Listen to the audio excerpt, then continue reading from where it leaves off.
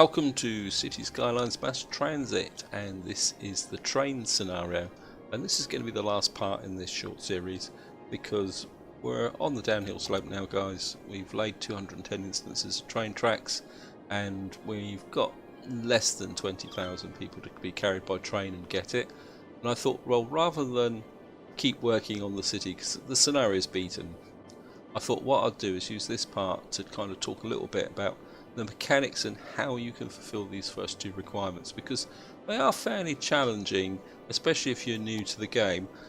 There is no real secret, it's a little bit about planning and thinking about it.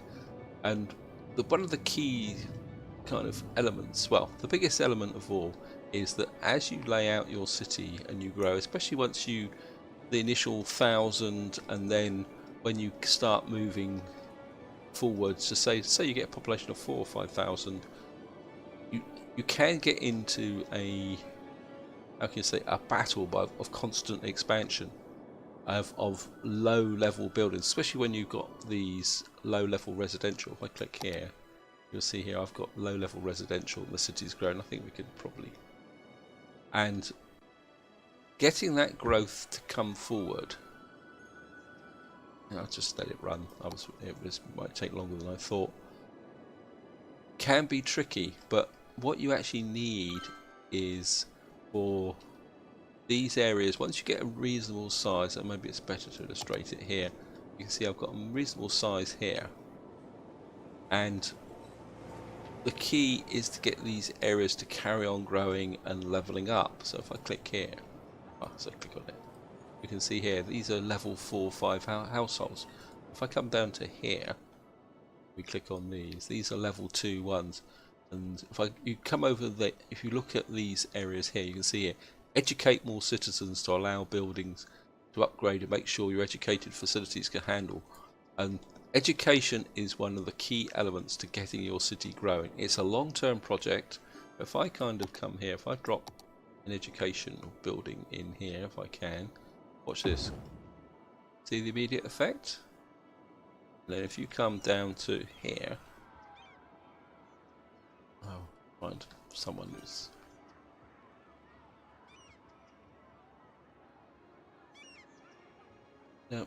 low density residential. They're unhappy. As I say, education does take a little while to take effect. See here, this one's grown up a little bit faster. And you can say educate more citizens. So education is very, very important to get your city growing. You can see now I've got a bit of education, and so even though I'm laying out any new residential areas, you can see here that people are leveling up, and that's the effect of education. And it does take a little time to work through, guys. Just whacking down elementary schools, high schools, and a university, there's not much point putting down a university. I've got a university up here somewhere. There it is. There's no point having a university here unless you've got people educated at elementary and high school level. So you've got to look at education as a long term, but it will make your city grow. So that's the kind of the first element. Do not neglect education when you're trying to grow a city quickly. It will drive your city, and above all, it will also affect your commercial, because you can see here that as your commercial upgrades, the second tier will relate to education. Even industrial here. Yeah, I can't say I probably haven't got any low-level industrial here. If I put a bit of industrial down, put a little bit industrial in here, we've got demand for industrial. What should happen is people should start to move in. So that's the first key things, and then the other thing is land value. Again, if you come down to here, you can see this is growing with education. They want land, but when it gets to a certain level, there's no grade there, you have land value, and this is where your parks come in. You drop a park in, we've got a lot of parks there, maybe here. Again, see the smiley faces, and increasing your land value increases the capacity of these buildings. Now it's very important to realise that Not only does it improve, these are high density, you can see the number of adults and people in these squares. And if you kind of, if I don't think I can find a new one, if I probably put a little bit of high density there, and you can see if I come over here, these are moving in, aren't they? And you can see how quickly these are leveling up. And that's because, see, it says buildings need to be covered more by more services. And this is again another element with industrial and commercial. Services include everything from health, parks, plazas, crematoriums, and again, if your industry and commercial is leveling up, that increases demand for your residential. You can keep the city growing very, very quickly here. You can see here, when these are first built, oh, there we are, we've won the scenario. Oh well. We're going to continue playing, because I do want to finish this. You can see with a new building, you have a very low population, even when it's high density. Just because it's high density doesn't mean that you're going to have a high population. What you need to do is drive the levels. And if I come over to here, I don't know what the levels are in this area. These are still level 2 and 4. And again, you can drive this by, say, let's just have a look. Health is often a good one. Healthcare is good. We don't have a crematorium, so sometimes if you drop crematorium in, see the happy faces. I mean, I know it's a bit of a crazy symbol, but and again, this increases the land value. You can see the population's rising, and you can see the education level. Now, another spin-off of education is that as your people get better educated, they use less electricity, they use less garbage, so that actually takes some of the pressure off your garbage things. So we got fire here. Oh, we got a fire. Okay, let's get fire services in there, get them to fight. Again, services, having these services here will make a difference to your city. Club de Calcreme, so my area here is actually having a bit of a fire issue. Oh, probably because I'm talking. And again, if you do happen to get abandoned buildings and buildings that are burnt down, make sure you remove them. There is a mod, if you don't really want to do it yourself manually, there is a mod that will auto delete them, because if you look at here, this reduces the value of the buildings around you.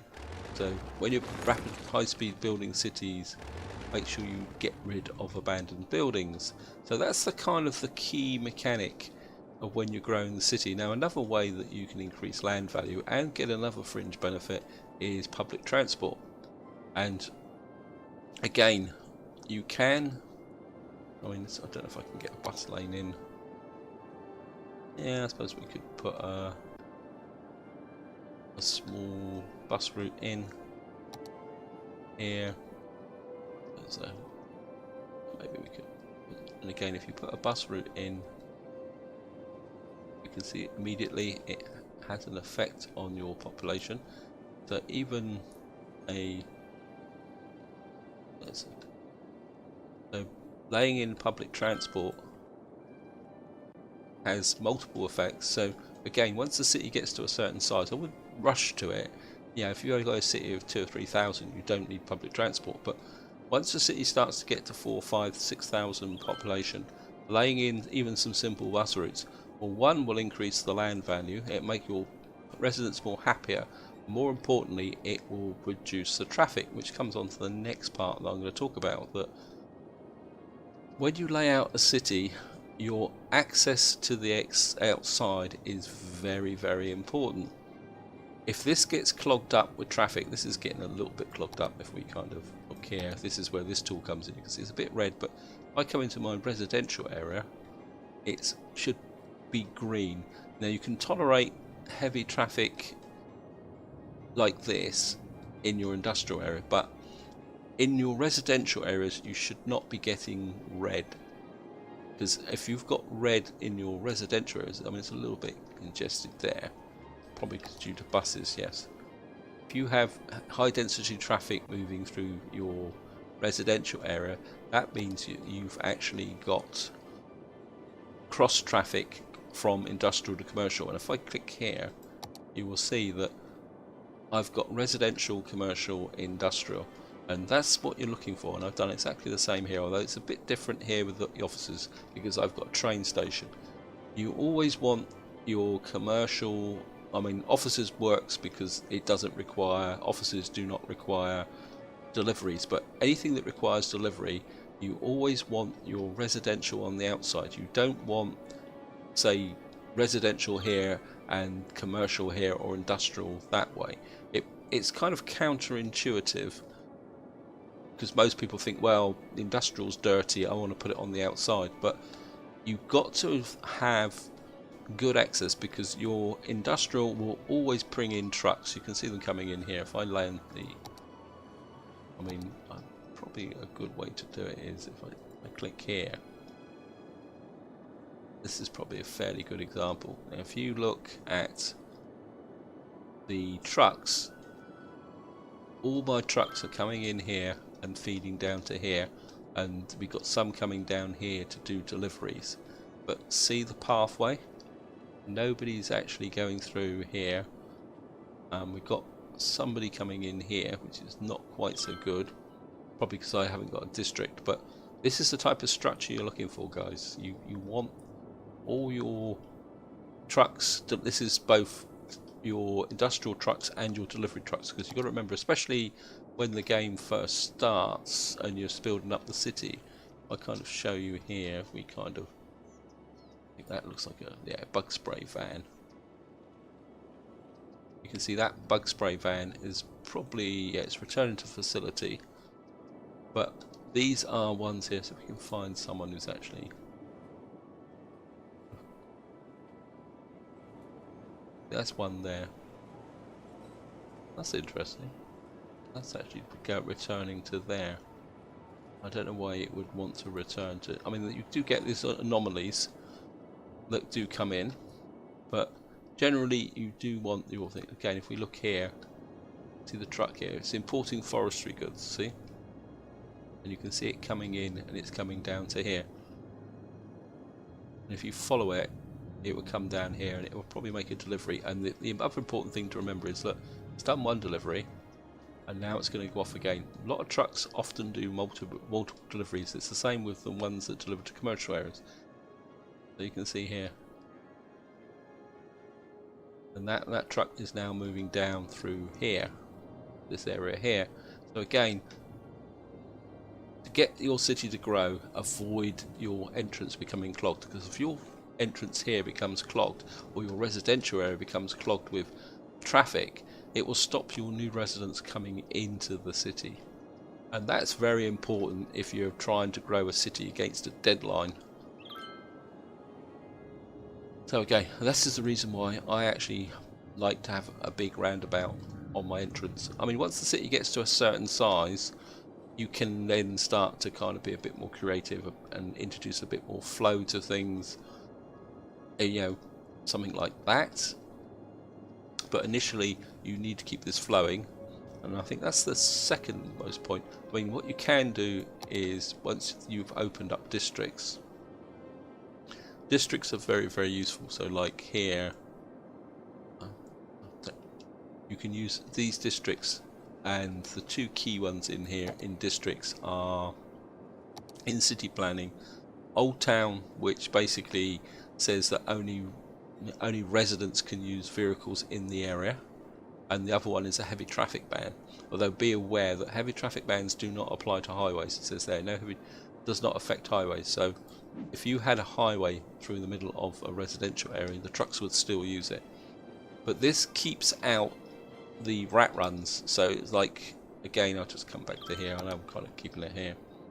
I've got a commercial down, and commercial and offices down here.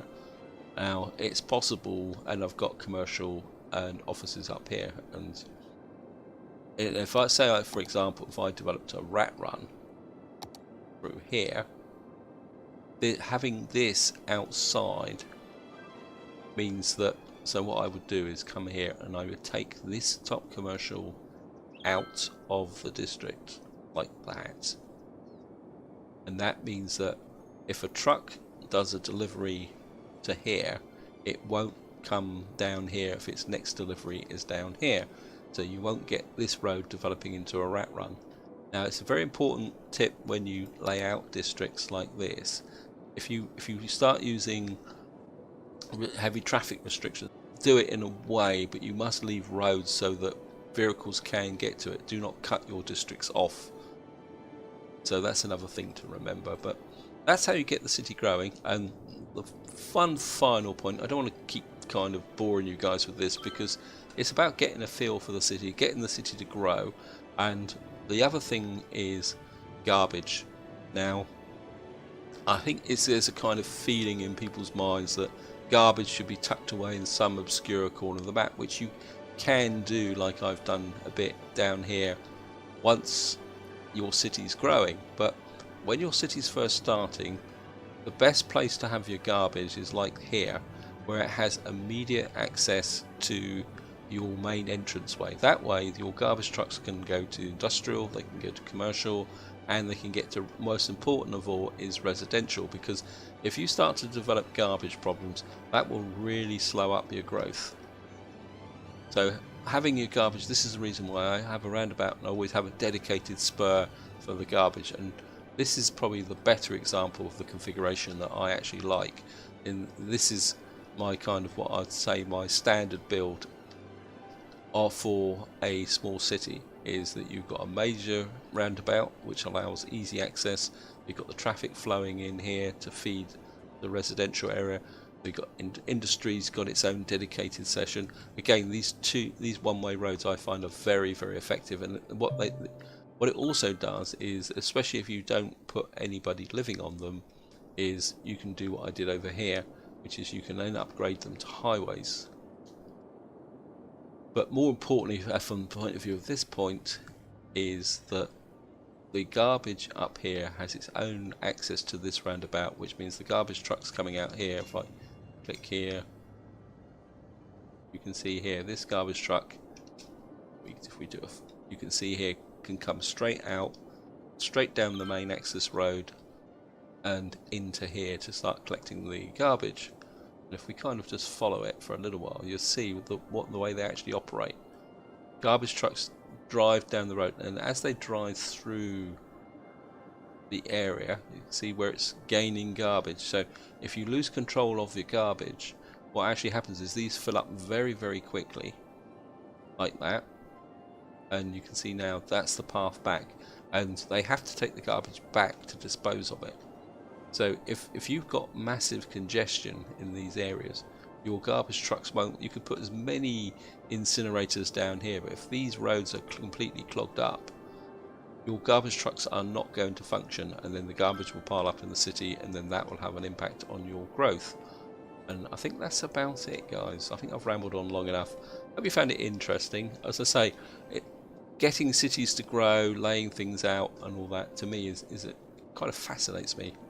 And I've kind of done various city kind of layouts, but these having a large functioning roundabout is, as far as I'm concerned, is the best entrance there. I mean, there are other options. You can use a kind of connection through like this, but bear in mind that when you start a city, avoid expensive roads.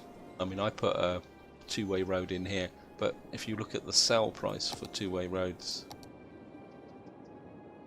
you can see 70 a sell, and especially 6-lane roads. I mean, I've seen people try to build there, but when you're paying 80 a sell, bear in mind a sell is, look, you can see here, even that distance is 360. So when you bear in mind that when you start a city, you've got a very, very tight budget. That's why I tend to use 2-lane roads, and my initial layout, again, if I return back to here, uses these one-way road systems. Because at the end of the day, I mean, if you want to change the city, because again, I think that this is definitely going to be my final tip, guys. I could probably make a 2-hour video on just techniques of building the cities. Is later on, if this isn't busy and you suddenly think, well, I'd really like a 6-lane highway or 6-lane road through here, you can change it. And once you've got the city under control, growing, you've got plenty of cash. I've got 6 million. You can come in here and say, right, I'm going to change this to a 6-lane 2-way road or something like that. Or, I mean, you've got lots of new roads to play with. So you could put a 6-lane road down through here. But when you're starting the city off, keep away from the expensive roads, guys. Keep your money for services and all that. And this, a one-way road each way with these kind of connections, kind of gives you different options to go. You can either go to highways and go speed. You can downgrade to 2-way roads. You can put in here, and these will take high capacity at a very, very low cost. I suppose I could take that off. So, and I think this is where I'm going to leave it. I hope you enjoyed the series. I think what I might do, in fact I probably will do, is I'm going to take a break from Cities Skylines for about a couple of weeks or so, because I've got a couple of other projects I've got in mind. I think I will come back and actually build a proper city using all the new mass transit forms of transport, and maybe I'll talk a bit more. It won't be a blow-by-blow tutorial, but maybe I will talk a little bit more about the techniques of growing the city without the pressure of a scenario.